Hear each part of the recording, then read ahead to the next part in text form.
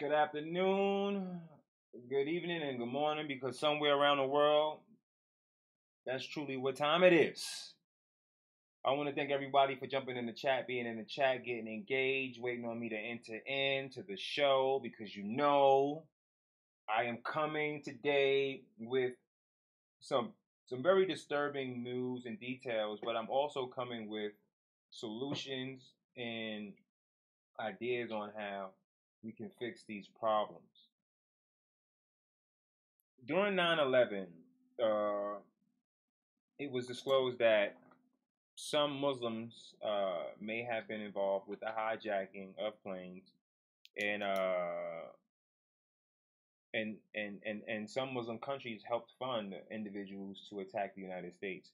There are some of us who also believe that the United States had some involvement in these crimes that took place. But during that time, people attacked Muslims, attacked people who were Sheikh, who they thought was Muslims.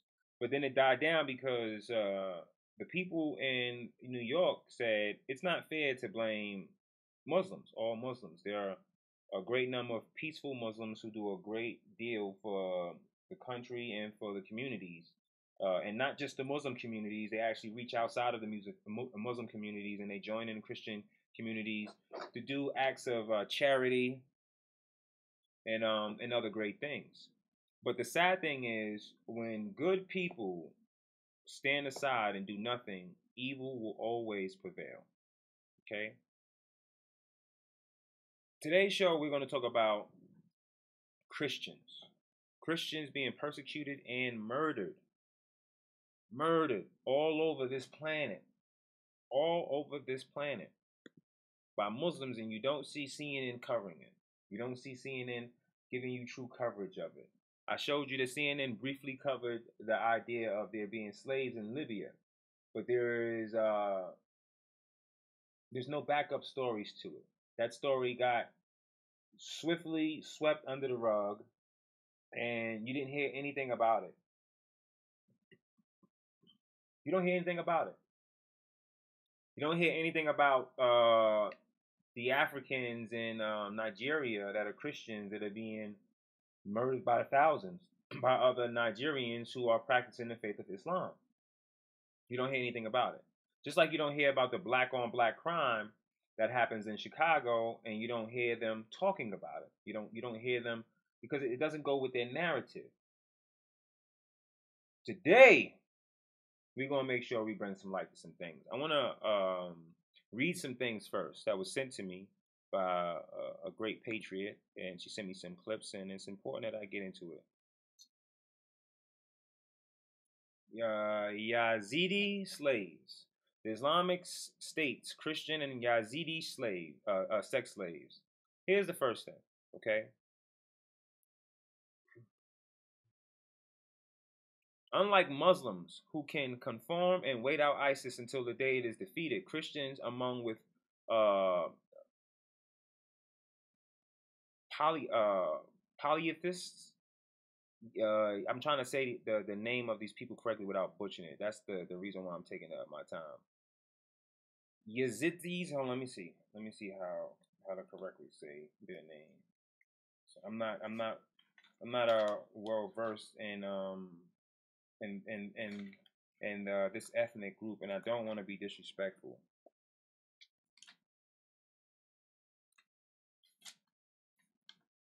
But I did write down the correct way to actually say their names. And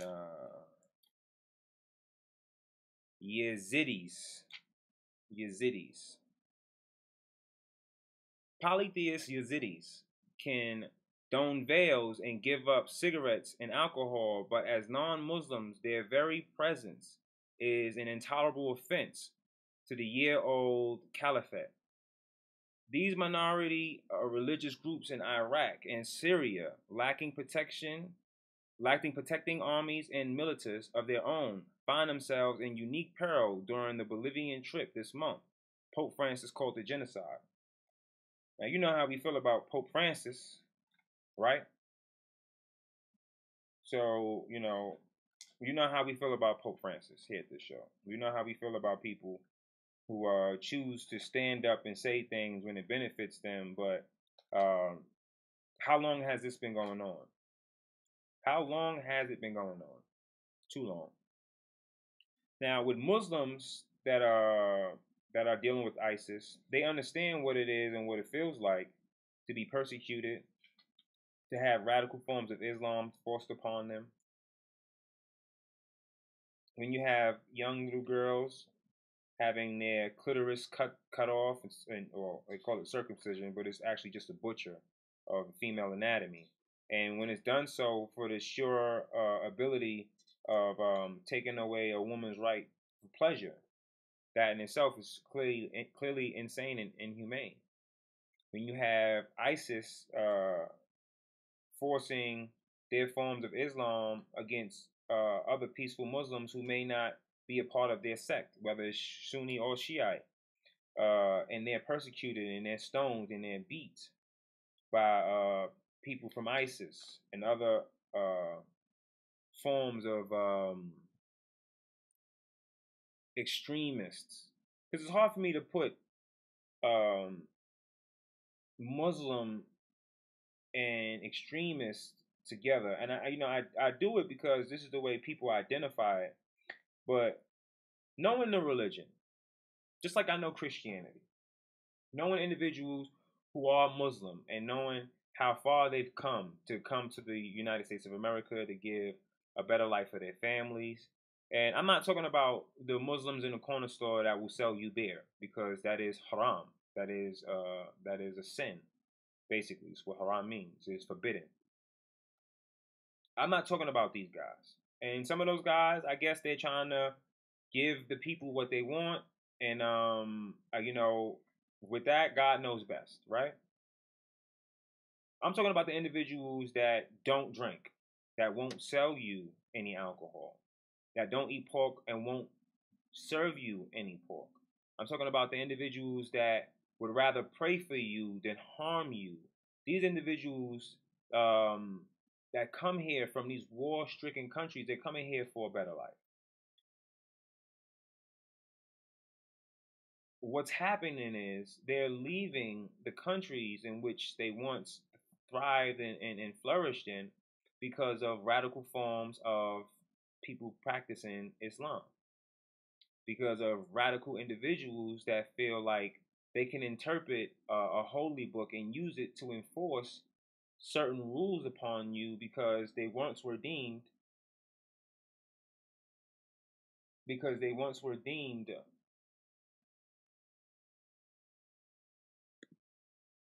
Well, we're live, so I don't know what's going on with which call it.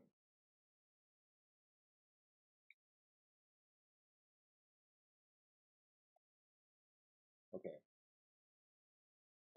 Because they once were deemed applicable at the time. At the time when the Prophet Muhammad walked the planet, peace and blessings be upon him, I want to make sure that I give all due respect to this religion. I want to make sure that I give all due respect to the Christian religion and the Christian faith in this show. And I don't want anyone to feel alienated by the things that I have to talk about and bring up today. But I do want you to understand that when good people stand aside and do nothing, bad people will always prevail. Before we get into the show, clearly, we have to do this. Please be mindful this show is for 18 years of age and older. All copyright laws will be respected, but this show is intended to use the Fair Use Act of it. Thank you very much.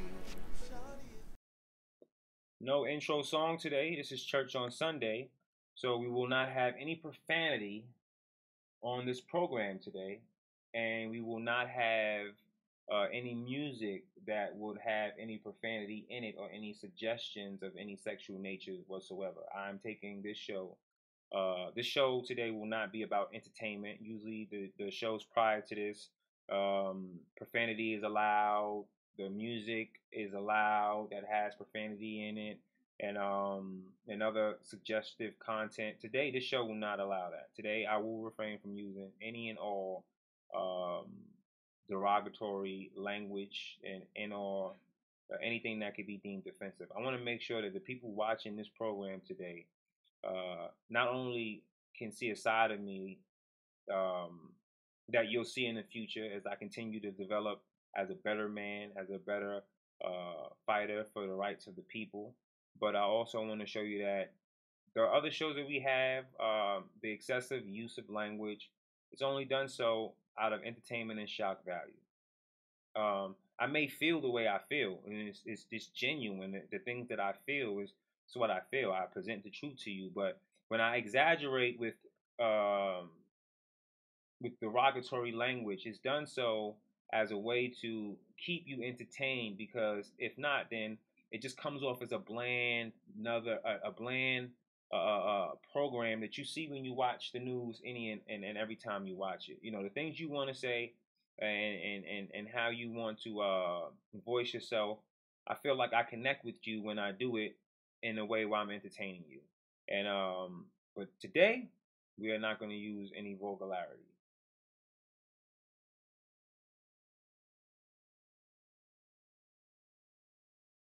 Now let me get to this.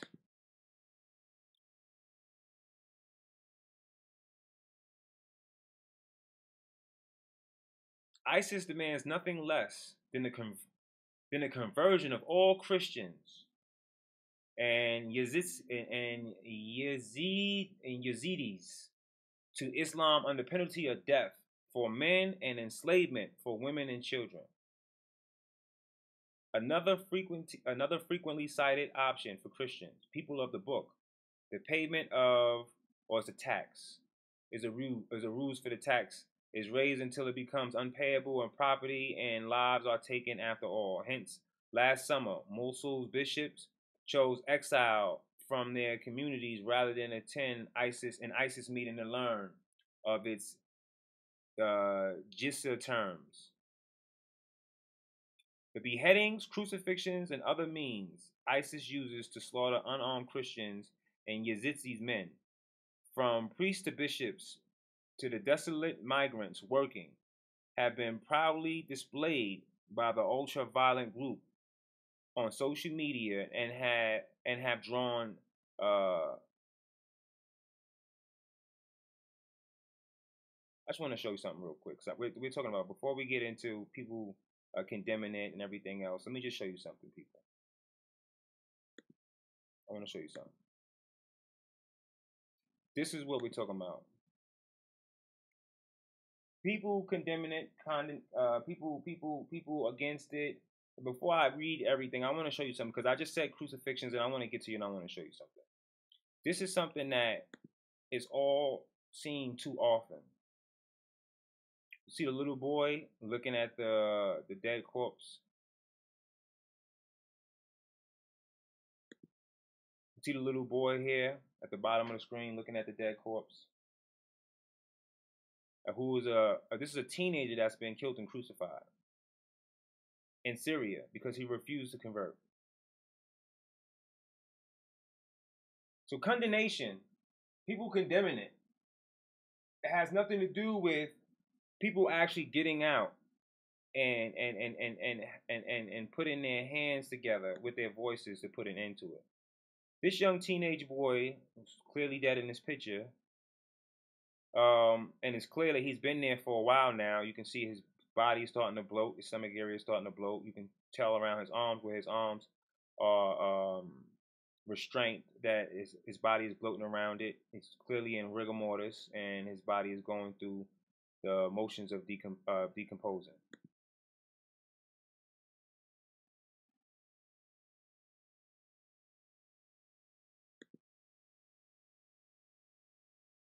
Here, a victim was shot in the head and then crucified and left to decompose on a cross.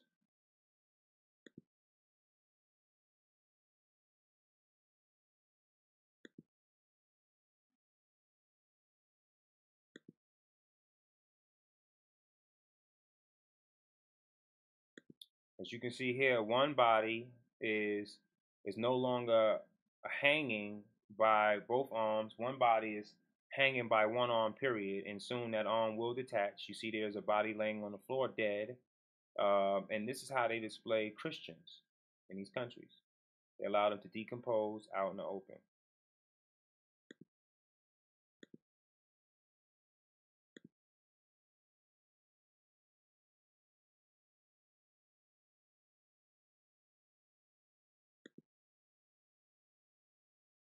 Here, Christians persecuted and being hung.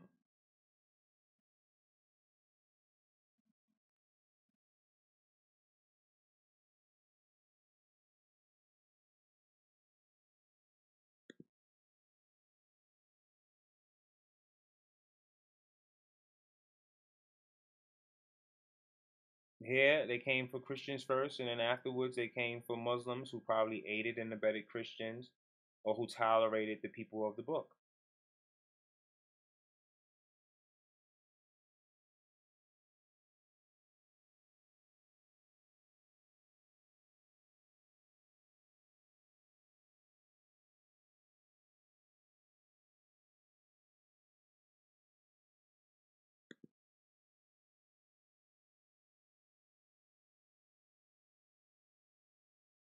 Here's a dead body of a little boy as they celebrate and laugh around it of a little Christian boy who was bombed and uh, and 14 lynched.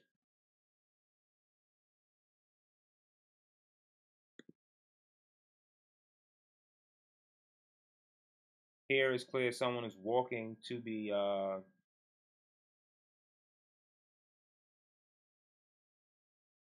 Tour de France attack in an endless procession of rape and murder motivated by Islam. But this is a staff of law. This is not true believers. This is not true Islam. Let me explain to you why. I'm gonna get a few more pictures in. Here's a picture of ISIS carving up and cutting up a Christian body in Egypt. As you can see here, that's open flesh, cut up. You see bone under the skin. The eyes of the person is, in fact, still alive. And this ISIS radical here is cutting off pieces of the person's body parts and face. This is Ethiopia. This is an Ethiopian in Egypt, rather. Here is ISIS beheading Christians.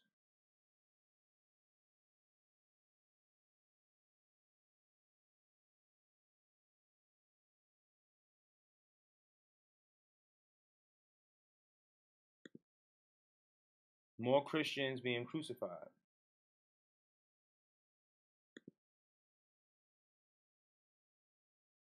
Now, I'm going to break down to you something on how you can clearly see that this is not real Islam. This is not the believers of Islam.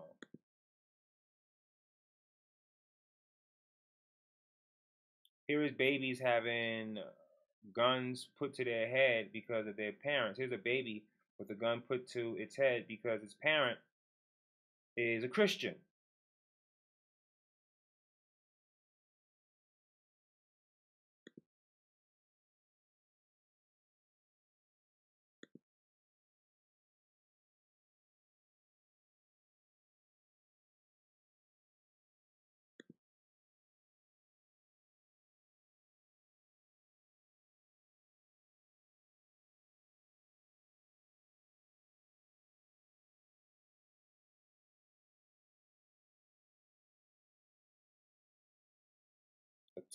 Christians being attacked, Muslims being attacked, and at the time, France forced the first Muslim president, Diamond-rich Central African Republic.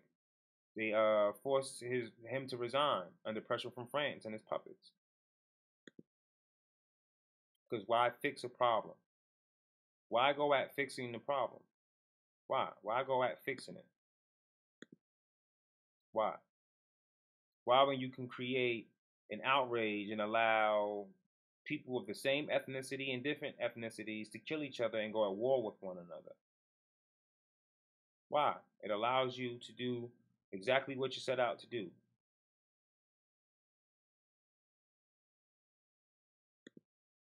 Here's a crucified cat.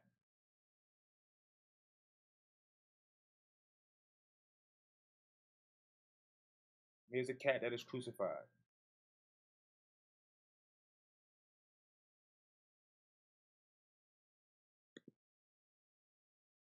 Here is a man clearly deceased, crucified, and propped up for others to see as his body decomposes. So I wanted to read some stuff to you, but I needed to get in here and I needed to show you some things because it needed to resonate with you to the degree of suffering that Christians and Muslims alike face against people who are clearly erratic and here's an ISIS crucifixion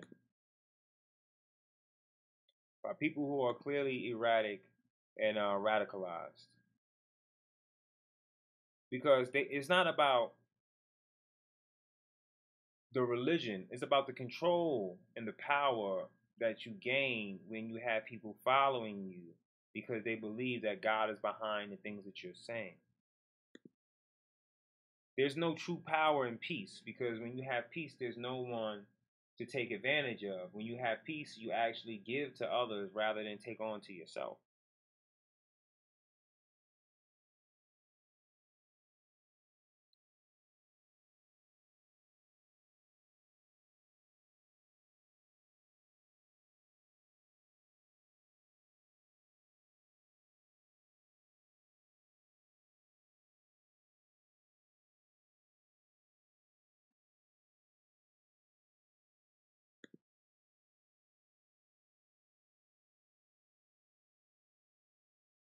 Drawing condemnations worldwide, but the Islamic State revival of the institution of chattel slavery, sex slavery of Christians and Yazidi women and girls, no less, have faded from public attention.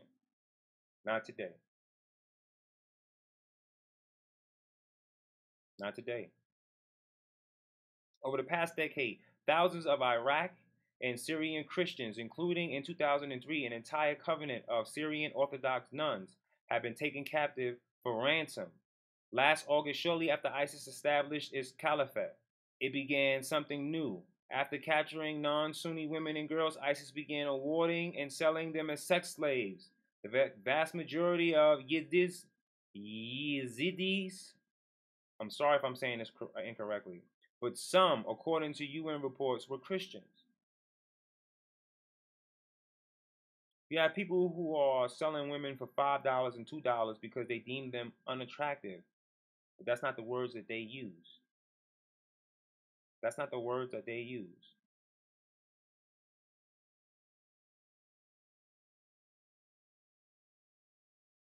A 14-year-old Yazidi girl who had escaped said that she and her close friend, Shaima, were beaten and kicked after being given away as gifts.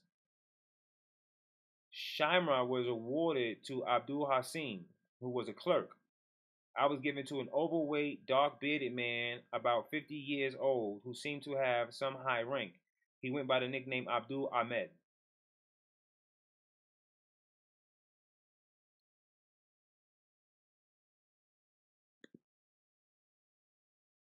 Radical Muslims. Radical fake Muslims is what I'm going to start calling them because this is not real Islam. I will not let this turn into an attack on a people because whether you realize this or not, the media does this all the time. They painted black people for years as imbeciles, as overly aggressive, as uneducated, and everything else that you can think of. And then it's caused this perception that somehow this is what black people truly are, when they're not. They've done the same thing with Christians, white Christian men. Now they're saying that they're all racist. And there's an attack on white Christian men.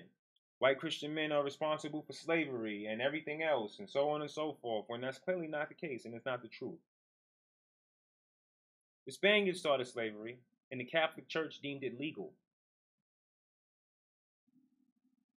The Catholic Church does not represent any and every form of Christianity. They don't.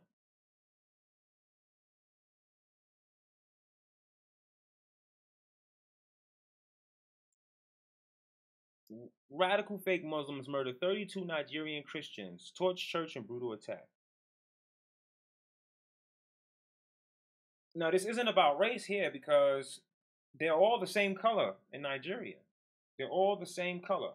This is about using a religion so you gain power from it, so you're able to kill others when you want to, have others partake in killing the people that you deem dangerous or enemies of God, And you go in and you do it because you believe that this is what God has ordained for you. This is what God has granted. It's not.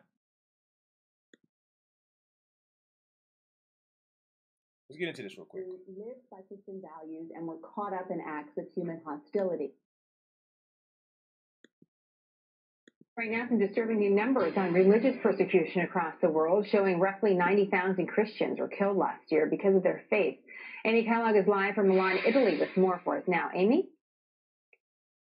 Jenna, that's one Christian martyr every 6 minutes. These numbers were put together by the Center for the Study of Global Christianity, and it's really an average over the last several years, but they have a rather broad definition of martyr. It's not someone necessarily who pledges to die for their faith. The rapper 10,000, I'm going to explain something to you. Have you ever heard of the Crusade? The Crusades? Have you ever heard of that? Have you ever heard of the Inquisition, where the Catholic Church were murdering people and forcing them to convert to Christianity? I want to explain something to you. This won't be an attack on a specific group of people who choose to take a religion and force individuals into it by murder, who take individuals and force them into sex slaves by murder. You have a ton of people right now in this country who call themselves Christians who are allowing the sex trade to continue within this country. So we're not going to do that. We're not going to allow. We're not going to allow the villainization of one religion, because I'm telling you, I know individuals who are practicing Muslims of this faith and they do not agree with this at all. They are persecuted in their own countries and they are forced to flee, because if they don't, they will get killed. This is about sick people taking religion, which is deemed peaceful, and then using it to enslave and kill other individuals based on the contingency of how much power they will gain from it.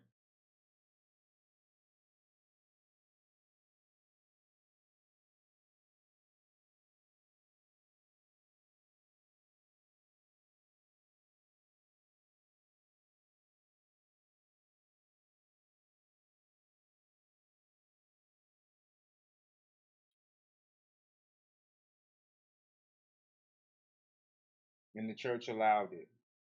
So what we're going to do is we're going to make sure that we take into account that we will not blame everyone for the people that are taking religion and using it to destroy other people. We will not do that. We're not going to do that. We're going to call it what it is, and we're going to make sure that we hold the individuals accountable and the groups accountable for their actions. But I will not make it a broad indictment of a total religion, because I'm telling you that I know individuals that are against this. I know Muslims that had to flee because if they didn't, their children would be forced to be enslaved.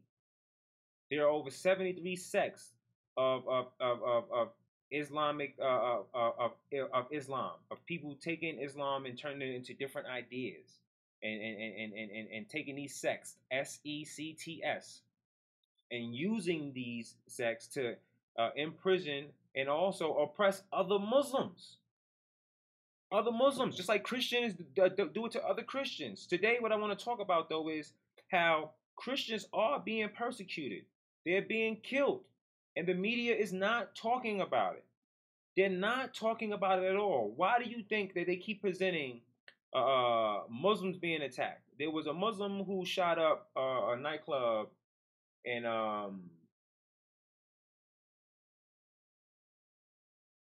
so the history books will tell you that, but I can pull something up about the Crusades. They may tell you something different. Yeah, I want to get everyone involved. I want people calling up and talking about it too. It's important that we get in and we talk about it. Okay, this is important. Someone said that mice line. The Crusades were sticking up for themselves from genocide. Well, what about the Inquisition? When they hired the Knights of Templar to find the Holy Grail, and when the Knights came back with power and started making their own banks, they pursued the Knights of Templar and they started to kill every and each and last one of them. The Knights of Templar were clearly Christians. Let's talk about the Catholic Church allowing so many priests to sexually assault boys. And instead of having them arrested and having them convicted of their crimes, they just simply moved them to another church. Everywhere you look, there is someone taking the power of God and changing it into something perverted so they can use it to empower themselves to oppress men and women. There is no one on this planet that can say that there's any form of religion that isn't guilty of it. There isn't. No one is absolved from this. No one is absolved from this. We have to look at the things that are going on so we can find the solution to the problem. Okay, and I'm going to get to that. Rather, these are people who lived by Christian values and were caught up in acts of human hostility. About 70%. Everyone gets a shout out in here. Matter of fact, let me get a roll call real quick. Shout out to Gina Patriot in the building. That's one of my snipers. The rapper 10,000, who soon will be getting a wrench because he's been here since like the very beginning. Zookeeper's been here. Shout out to Zookeeper. Jetto the Dawn. Shout out to you in the building. Claudia is in the building. Roy Caps is in the building. I know Annie L's in the building somewhere. Yeah. So you see her right there. Annie L's in the building. JJ is in the building. Let me see. Is Activist Granny in here? Is Roselle in here? Gen V is in the building.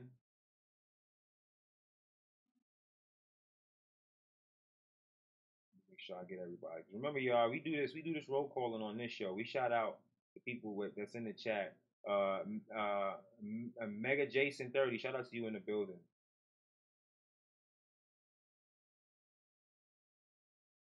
Shout out to New Right Party, she's in the building. That's the boss lady right there. Y'all don't know, I really work for her. I'm just actually just someone who does the show. This is actually her show. I'm just a guy who does the show. That's it. Okay. Charlie. Shout out to Charlie Pastrami in the building. Misty Cooper, shout out to you in the building. Pleasure to see you in here.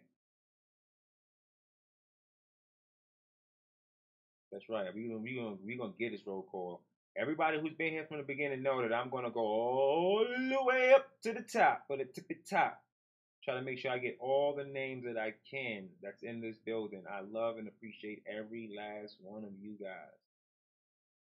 The show coming up this week, I will be in New York, so the show will be done off of my cell phone. It won't be done from the office, so you won't see all the aesthetics. You'll see me in your face. But I want to shout out to everyone that's in the building. It's appreciated that you all are here today. I want to thank you all for being here today.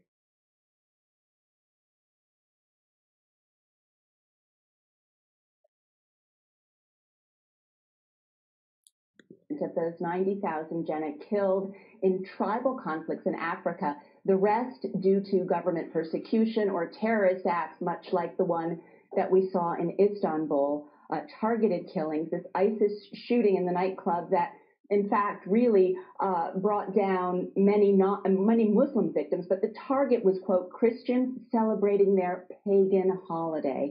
And then there was the attack on Christians in a park celebrating Easter last year in Lahore, Pakistan. Now, Pope Francis has been very vocal on the issue, and not just. He actually got on a plane just over a year ago and went to the war-torn Central African Republic, where Christians and Muslims are fighting, and he met with both groups. The Pope sees religion, true religion, has to promote peace. God cannot be used. The Pope often says you cannot use the name of God for violence or to kill people. His going to Africa was a way of saying, let's work together. Religions can work together for peace. So part of this discussion over these new numbers, Jenna, has been that Christianity is the most persecuted religion in the world. Now, interestingly, back in the days of communism in the last century, the numbers were even higher because there was so much repression in secular countries of, forcibly secular countries of people who actually followed their faith. But now what we're seeing is this phenomenon of Christianity spreading to very fragile parts of the world, like certain parts of Africa where there's war, and also, of course, the shocking spread of ISIS, targeting specifically, among others, Christians, Jenna. An important story for us, Amy. Thank you. Right now, some disturbing new numbers on religious persecution across the world, showing roughly... Here's a piece from the Huston Institute. Is genocide threatening Nigerian Christians? In recent days, dozens of Nigerian Christians have been murdered by the Islamic jihadists. Unfortunately, the violence has remained largely unreported until now. In fact, I would have paid close attention myself if it hadn't been for Israeli journalist and friend Attar Beck. Last September, she contacted me about some confusing. Maybe I need to put my glasses on. Here we go. I am getting old. I see it. Okay, Israeli journalist and friend Attar Beck last September contacted me about some confusing and disturbing private messages she received about extensive Christian bloodshed in Nigeria. A year later, and there is no question about the veracity of the messages.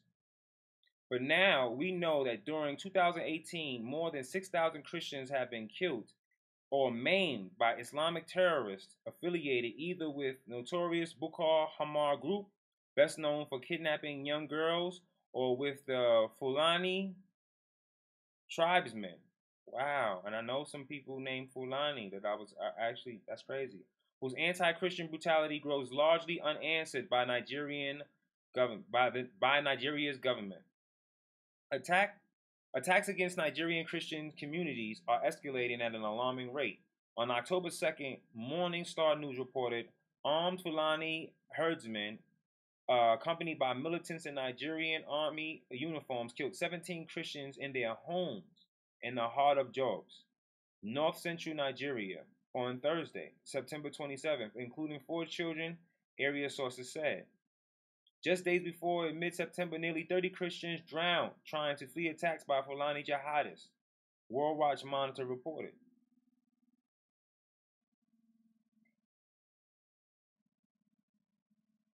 A pastor was one of the 27 people who lost their lives following fresh attacks carried out by Fulani militants on 5 predominantly Christian communities in northeast Nigeria. In recent days, many of them drowned as an attempt to escape via the local river, affecting the villages of Gon Boliki, Ndumasu, Yadi, and Yenga in Numan Local Government Area, LGA, Adamawa State. Several Christians in Nigeria wrote to Beck, a journalist in Israel, about extremist violence in their countries, and why clearly they thought Israelists of all people could understand their plight and might speak on their behalf. It took someone of Jewish faith to shed light to Christians being attacked and killed. So for the idea that somehow Jewish individuals are ignoring the plight of Christians is just clearly false. Wrong. It's wrong. It's false.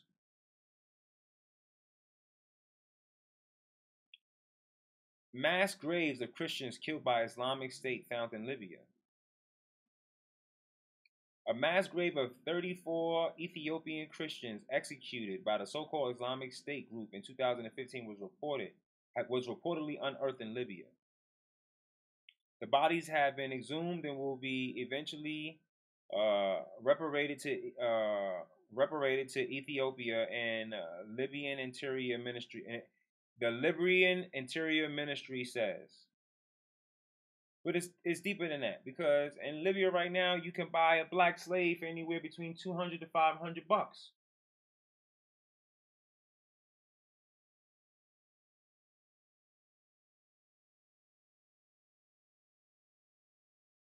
There's a problem. Of course, there's a problem with the caliphate, with people believing that somehow that Arabs are superior to any and every race on this planet. there's a clear problem in that, and that's just the most idiotic thing that you can think of. But you had white liberals in this country at one time teaching white supremacy, which was then called Manifested Destiny, who pretty much thought the same thing.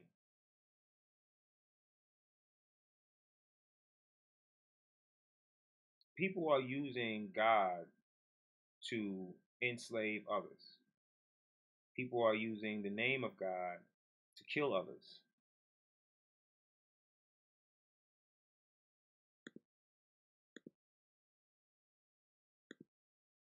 Let's get into this, and then let's get into some conversation. In December 2016, a suicide bomber killed at least 25 people at a Coptic Orthodox church in Egypt. This was one of the deadliest attacks to ever target Coptic Christians, a religious minority accounting for roughly 10% of Egypt's population.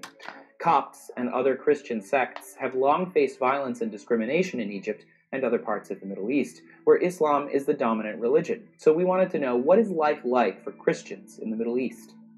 Well, as of 2011, there were as many as 16 million Christians living in the Middle East.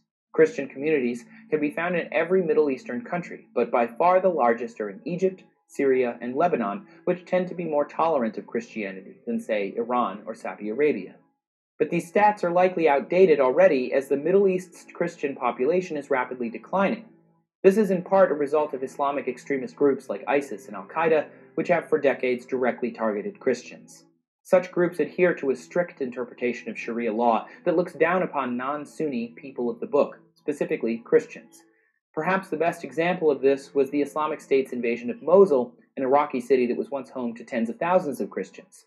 As ISIS fighters seized the city and surrounding areas in 2014, they cut off the water supply to Christian communities and reportedly tagged Christian homes with N for Nazarene, a slur. Facing a choice between close to unlivable conditions, forced conversions, or death, many Christians fled 50 miles to the Iraqi Kurdish city of Erbil, where they faced discrimination in finding a job and obtaining public services. Just 1 month after their takeover, ISIS announced that Mosul was Christian-free. Also problematic for Middle Eastern Christians was the Arab Spring. Not only did the movement propel many Muslim leaders into power, but it gave rise to anti-government rebel groups, which are known to target Christians. For instance, Syrian Christians who have been persecuted for centuries were actually protected under President Bashar al-Assad and his father, who ruled before him. This is in part because of Assad's adherence to Baathism, which emphasizes Arab nationalism over any particular religion or ethnicity. Although Christians stayed neutral when the anti-Assad revolution sparked in 2011, they were still resented and targeted by rebel forces. In 2015, the EU estimated that more than 700,000 Christians had fled Syria. The experience of Christians in the Middle East varies depending on location and political climate, but one of the best insights into what life is like for the community as a whole may be seen in Egypt. The country is home to millions of Christians, most of whom are members of the Coptic Orthodox Church. Copts face numerous institutional hurdles and are frequently victims of hate crimes. After the Arab Spring brought the Muslim Brotherhood into power in 2011, crowds attacked Coptic businesses, homes, and churches, and incidences of kidnapping, assault, and murder were reported. The violence forced an estimated 100,000 Copts to emigrate. The country was shaken up again when ISIS released a video showing the beheading of 21 Coptic businessmen. Life for Christians is better in some Middle Eastern countries than others. For instance, in Lebanon, Christians account for nearly 40% of the population and play a significant role in politics. Lebanon's president and half of its parliament are all Christians, and nearby Jordan's small Christian population are guaranteed positions in the government and generally live in safe conditions. Targeted violence combined with other factors such as low birth rates and high immigration rates have decimated the proportion of Middle Eastern Christians from 20% in the early 20th century to just 5% today. The rise of ISIS and the Syrian civil war have only exacerbated Christian deaths and outmigration. If marginalization and hate crimes continue, we may one day see Christianity completely vanish from the same region it was born. The Middle East is not the only region where Christians face hostility. Around the world, much of religious persecution is directed at Christians. So where are the worst places for Christians? Find out in our video here. With North Korea a notable exception, 9 out of the top 10 worst countries for Christians are Muslim-majority nations in the Middle East and Africa. In recent years, Christians have all but abandoned those regions as violence and religious extremism continues to grow. Thanks for watching Seeker Daily. Make sure to like and subscribe. What do you think is going to happen when you allow these extremists that are shouting death to America to come into America.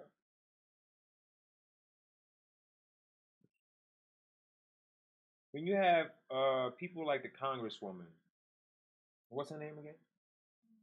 Yeah, Ilhan Omar and Rashida Tlaib, who are clearly extremists into government. What do you think is going to happen? You're going to lose this country, and people in this country will die. They will die. Let Umar have it her way. Let Umar have it her way, and every single woman will be castrated, and they'll be forced to cover themselves up and not take pride in their appearance.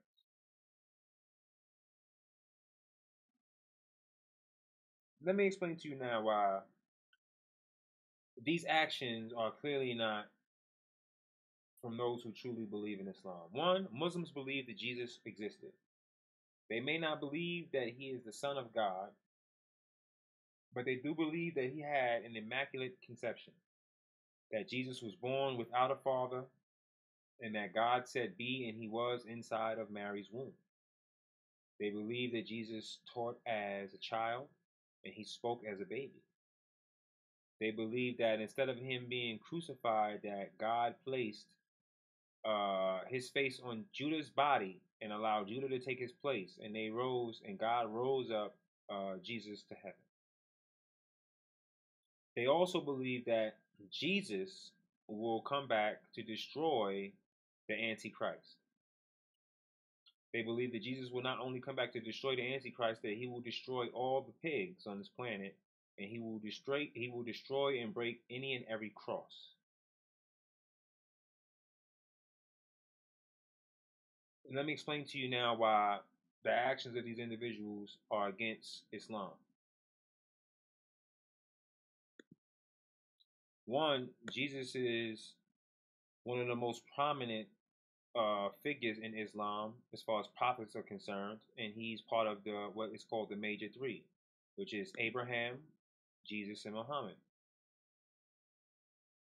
This is the amputation of someone's hand. Someone lost their hand.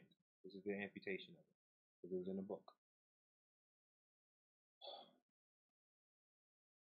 One, if you believe in Jesus and you're a Muslim and you believe Isha, let me just say it in Arabic. If you believe in Isha and you're a Muslim, you truly will be against harming any one of Isha's followers, because that would be the equivalent of harming Muhammad's followers. There is no difference between the two. There are Christians who believe that all people are the children of God, and God creates everything here on life, so God is the Father, in turn making Jesus the Son of God, as well as every human and even the Prophet Muhammad, including Abraham. Also, they do not believe that Abraham is coming back, or Moses is coming back, or that even Muhammad is coming back to fight the Antichrist. They believe that Isha, Jesus, will return to fight and destroy the Antichrist. He is such an important figure in Islam that they believe that it is on him to come down from heaven to fight the Antichrist. Jesus. If you're a believing and practicing Muslim, you believe that Jesus will come back to destroy all the crosses.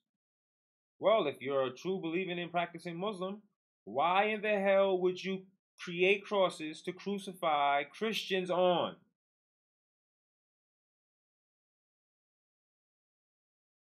Why? Why would you do that? Why would you crucify Christians? Why would you mimic? If it's haram to wear a cross, to present the Jesus crucified on the cross, how is it not haram to place someone on a cross and mimic that of the Prophet Sallallahu Alaihi Wasallam, Isha, Jesus? How is this not against Islam? Let me put this teenage boy up here.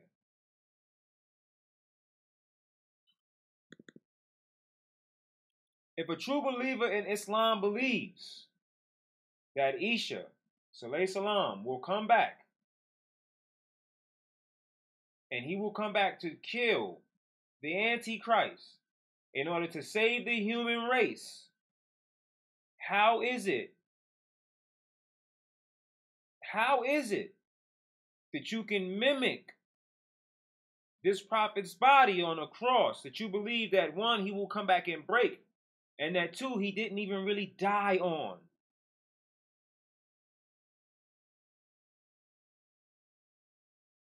Because they said that Isa, Jesus, is their savior, and this is how they found God. When Muslims believe that Muhammad is their savior, the last prophet, and this is how they found God.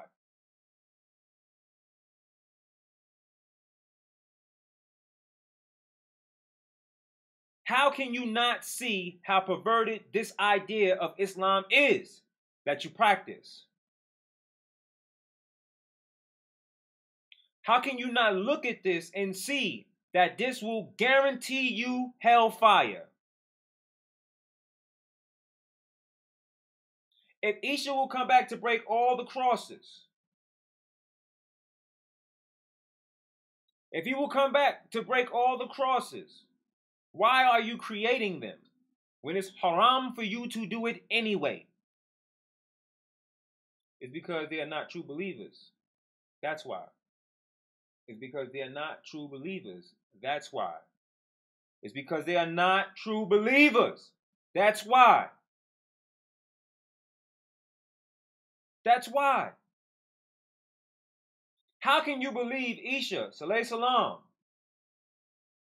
will come back to destroy the Antichrist, with him being one of the most important prophets ever to exist, and yet you mock him by killing his followers and then putting them on crosses, which you deem haram? How does this work for you?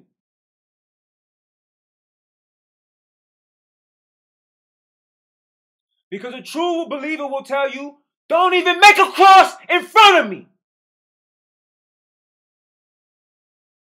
A true believer will tell you, do not disrespect the prophets. None of them. Depicting a prophet in front of a Muslim is punishable by death, whether it's Abraham, Isa, Jesus, or Muhammad. It is strictly forbidden. So what do you think you're doing when you do this to Christians who are believers of Jesus and you place them on crosses after you brutalized them, killed them? How is it Islam when you take women and children and you force them to become sex slaves? This is not Islam. These are bad men who are using this religion to dirty it. The same way there are Christians who choose to dirty the Christian belief, the Christian way of life. The same way you have people like Andrew Cuomo, who's the governor of New York State, who claims to be a Catholic and a Christian. And it's clear that in Christianity, it clearly forbid the murdering and abortion of babies. But he so deemed it legal for late-term abortions and the murdering of babies clearly born from their mother. He is not a Christian. He is not a true believer in God.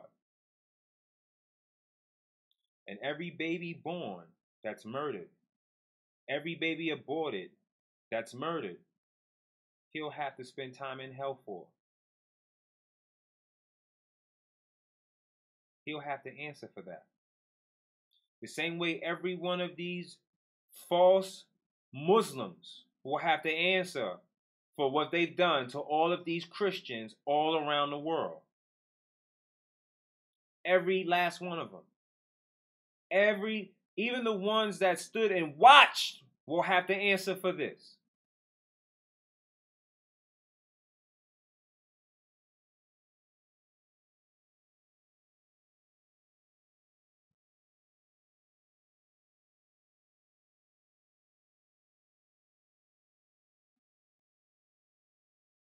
We have to understand that there's a difference between religion and a belief in God. Someone asked me, "Are you a Christian?" And I told them I don't belong to any religion because I feel like it discourages people from hearing the word of God. All three of these books, all three of these books are holy books, whether you want to admit it or not. The Torah came first. Next came the Bible. After came the Quran. And if you read all of these books, aside from some stories in them, you'll see that they're all saying the same thing. They all talk about Abraham. They all talk about God. They all talk about Jesus, except for the Torah. The Torah is basically the Old Testament. That's basically what the Torah is. The Old Testament.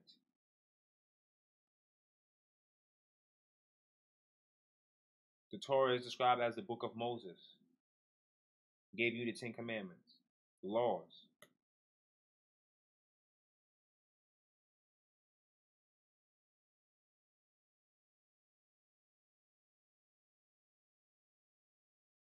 That is true. The plural Arab. The Quran does tell them they can have sex slaves and keep them, and you can buy slaves. But it also says it in the Bible as well. Lot was able to have sex with his daughters in the Bible. Lot was able to have sex with his daughters in the Bible.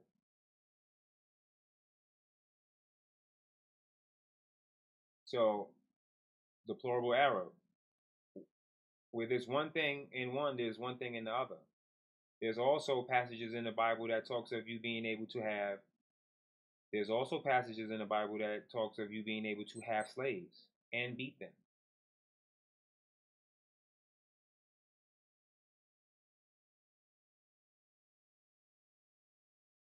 We choose to follow what we want. Religion is like chicken. You're supposed to eat the meat and throw the bone away.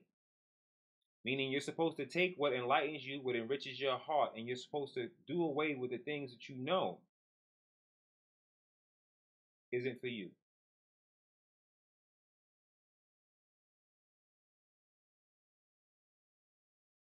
There is no such thing that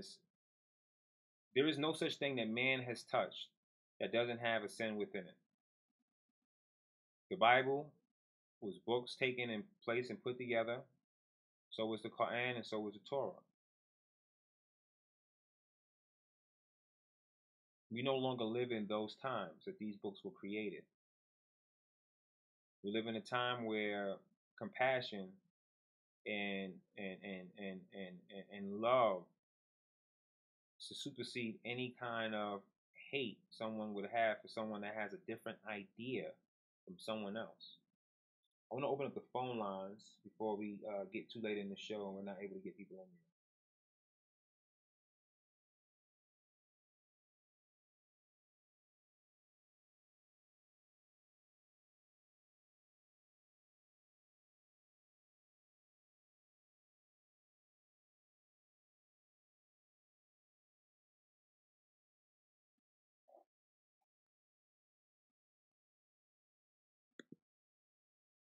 Whenever you read something foul in a holy book, you're reading the work of men and not the work of God, people.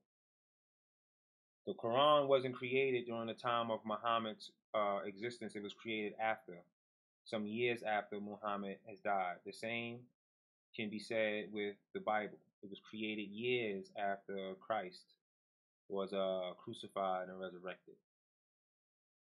None of these books existed and existed during the time of the prophets that walked. So truly, what we're looking at are ideas and stories from men that was placed in it. And like I said, religion is like a chicken. You eat the meat and you throw the bone away. You take in what builds you up, and you toss out what doesn't fit you. There are laws in every land, and every holy book tells you to respect those laws. So that supersedes any idea that you can take your daughters to have sex with them, or you can just go around and rape women that you feel like you want to rape.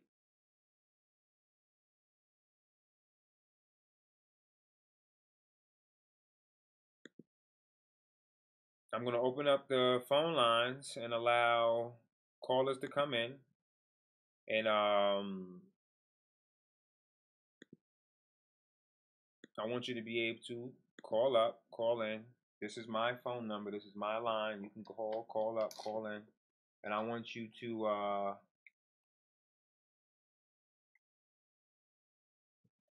be able to talk about today's show. And what I'm about to say is how we can actually fix it.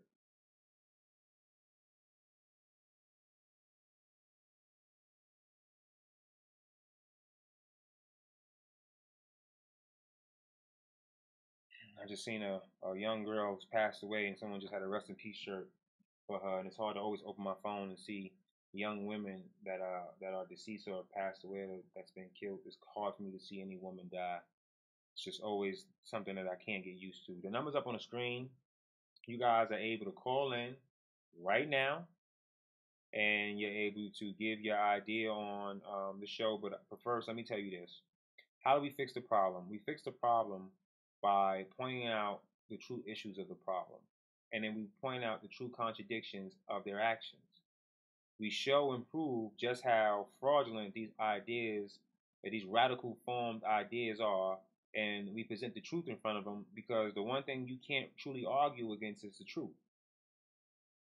I just gave you, no, I haven't watched Kim Kliman's prophecies. I just gave you actual proof on why what they're doing is not a form of Islam, and it's actually against it.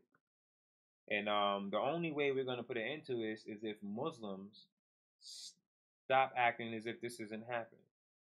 There's currently 27 million people around the world enslaved by Muslims. There is more slaves in Muslims' custody than there has ever been in the United States history of the world. But yet, the only thing you hear is how the United States had slaves. That's an ugly blemish on our record. But currently, right now, in 2019, there is 27 million slaves in Muslim countries, in Arab countries. How can you call yourself a believer, a true believer, if you allow things like this to happen and you don't say anything about it? Where is Umar at on these issues, and why isn't she talking about these issues? Where's Rashida on these issues, and why isn't she talking about these things and making these issues known to their constituents and to America total? Because they aren't Muslims either. They're bought and sold people pushing an agenda to destroy this country. That's why. That's what it is.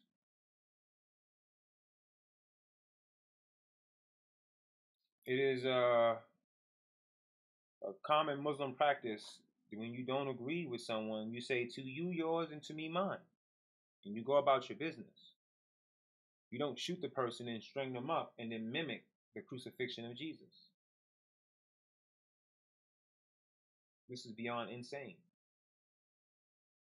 Love you in the building, Gina. Thank you very much for coming in.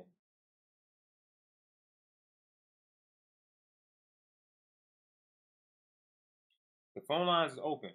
Give me a call right now. Call in right now. If you have anything to say on the show, if you like today's show, if you like the points that I presented on today's show, give me a call and let me know. If you think that I missed something and you want to talk about something real quick that I missed, call in right now. We currently have 4 more minutes of this show left. So I'm just going to allow 2 calls to come in right now, and for you to come in and either comment on the show or tell me something that I missed. The phone lines are open. Don't be afraid. Sometimes people be afraid. They think that I'm going to say something, but no. If you watch the show, you know when you call in, it's all love. I will allow you to disagree or agree. Okay, we got a caller. Hold on. Hey, what's up? You're live right now with Tony X, and you're on the air. Who am I speaking to? Hi, it's Claudia. Happy St. Patrick's Day. Hey, happy St. Patrick's Day. Where's my green at? I don't want anybody punching me. Hold on, wait a minute. Go ahead now. Let me put this right here. Perfect. Okay. I don't want nobody punching me now, because, you know, Miss Shannon has a little bit of Irish in her. You know what I mean? She's Irish. Oh. And, yeah, she's Irish and Italian. She's part of the persecuted. Matter of fact, let me just put my glasses on. My glasses got green on the sides. There you go. She is part of the persecuted. Well, and she has a bad temper, I'm sure, when she's bad. No, you know what? It takes a lot to get that out of Shannon. Shannon is very reserved, and she's very reserved, and because of her occupation, it forces her to have more patience than others might. I guess that's why I'm here. Yes, she's beautiful. So, what did you think about today's show? Oh, it was awesome. But I just wanted to say something about the Bible that I don't think a lot of people realize. Go ahead. Well, if you read other books, they always present the prophets in a good light. And if you read the Bible, it tells about everybody's flaws, their sins. They keep it real. King David, Abraham, Lot, Moses, Noah. They all talk about all the mistakes they made, all the sins they committed, but God still called them His own. So I just wanted to point that out. Like Peter cussed, they all messed up in some way or another. But that's why I believe the Bible, because they don't try to sugarcoat anything. They keep it real. Have you read the Quran? I have. Then you know that there are passages in there where the prophets do talk about their downfalls and their shortcomings as well. I think that the problem is not that, because no book written by man is perfect. The only thing that's perfect is the message of God. And the message of God clearly promotes peace and love for any and all humans. Okay? Right. Someone Muslim could always look at the Bible and point at stuff like sacrificing animals, or there's always something they can go at and they can try to point at to try to make it false or bad. And with that, no one will ever be able to win an argument. But the best way to win an argument, when based on the Bible or even Islam, is that the true root of it is supposed to be about peace and the upbringing of humans, and anything else that you bring into the equation isn't something that God has deemed. It's something that men have put in position in order for them to feel comfortable ruling other people. Right, you're right. And you know what? When they asked Jesus what's the greatest commandment, he said to love the Lord your God with all your heart, and the second is like it, to love one another as yourself. There you go. So that was the greatest commandment. And that's the greatest commandment. So now if Isha, Jesus, said that, or Yahweh, any way I want to say it, if he said that and everyone believes that he was a prophet, then by all means, that's it. So that's something that's a common ground that that every person of every book should agree on. You follow what I'm saying?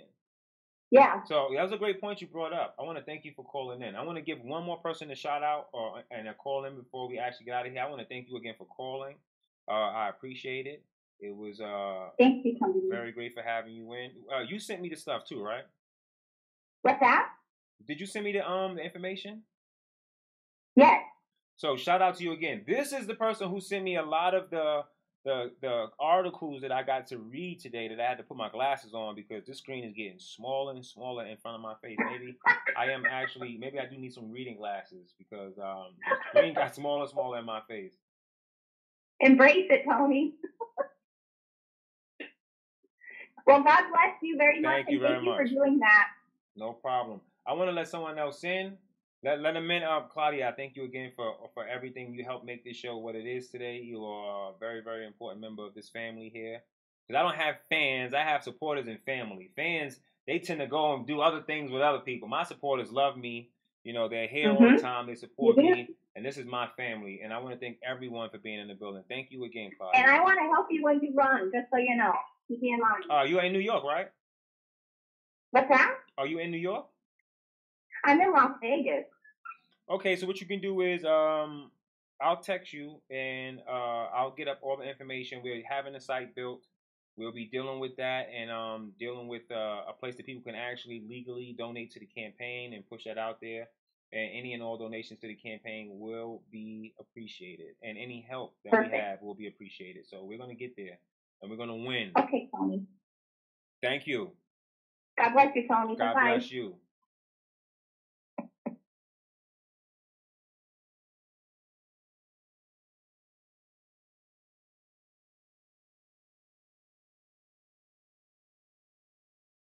Okay, I want to allow someone else to call in.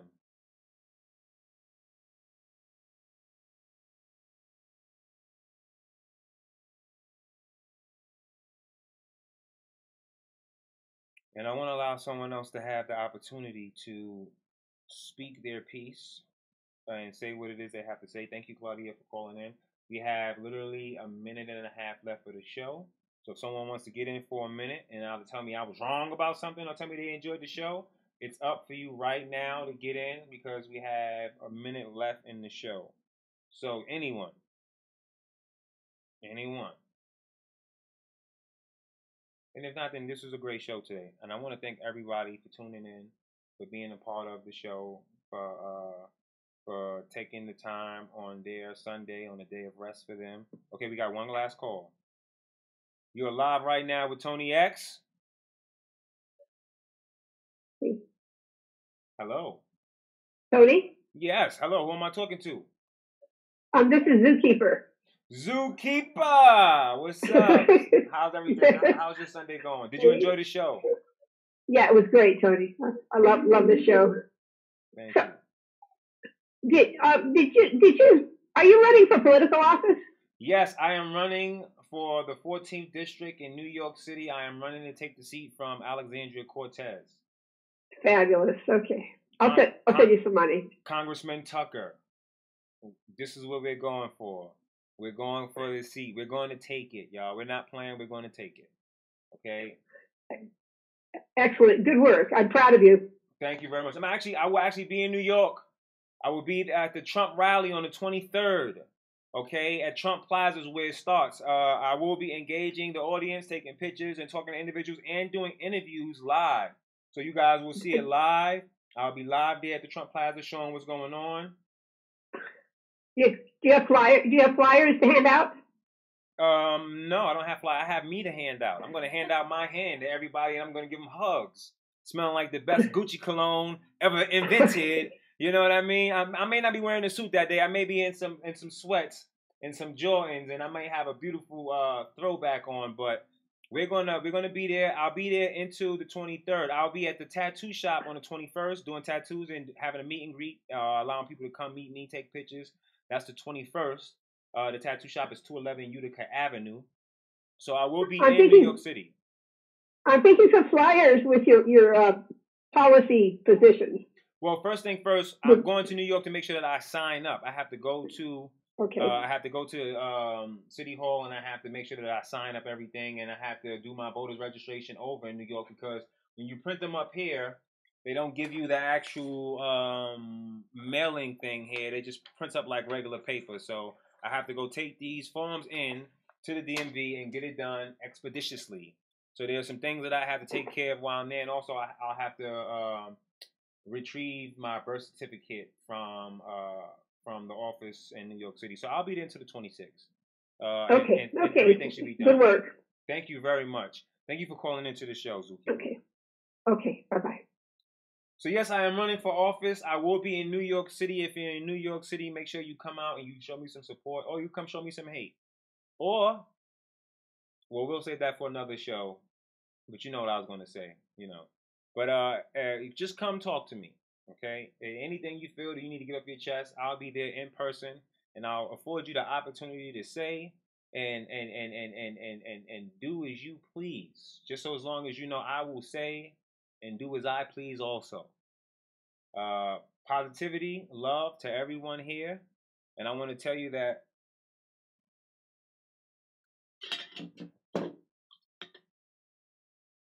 forget the other side because we do not care. I love you all. Thank you for tuning in. Church on Sundays. We're going to have to do this a lot more, y'all. We're going to have to do this a lot more, y'all. So this Sunday show felt so good doing it. We might have to do this at least once a month, man. We're going to have to get in here and give all praises due to everyone. everyone that's giving praises to God. I want to appreciate everyone again for tuning in and being a part of this platform and this show. I love every last one of you guys. You're family. You're not fans. Always remember that. When you see me, don't tell me you're my biggest fan. You tell me you're one of my greatest supporters and you love being a part of my family. So I love having you a part of my family. Me and the New Right Party's Shannon. Later.